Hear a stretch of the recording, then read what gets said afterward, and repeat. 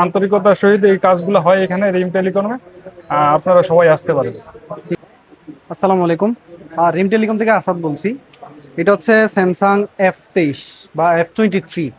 এটার প্রবলেম ছিল হচ্ছে ওয়াইফাই অন হইতো না, তারপর হটস্পট অন হইতো না, আর রিস্টার্ট প্রবলেম ছিল।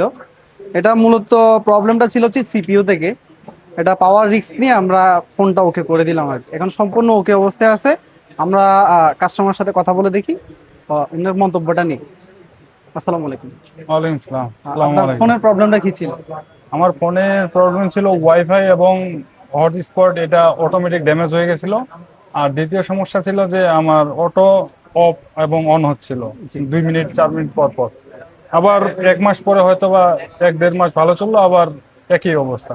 তো আমি ভিডিওর মাধ্যমে রিম টেলিকমের ভিডিও দেখে এখানে আসছি সুস্থতার সহিত। আসার পরে যাক আমার সম্পূর্ণ ফোনটা এটা ভালো তো হয়েছে। আমি, রিস্ক নিয়ে আমরা কাজটা করলাম। হ্যাঁ, অবশ্যই আপনার দেখছিলাম। রিস্কের ব্যাপারে আমি সম্পূর্ণটাই দেখছিলাম যে কিভাবে ভাই কাজটা করছিল, খুব সবাই আসতে আন্তরিকতার পারবে সহিত। কিনা? হ্যাঁ, অবশ্যই বিশ্বাস করে সবাই আসতে পারে। আন্তরিকতার সহিত এই কাজগুলো হয় এখানে রিম টেলিকমে।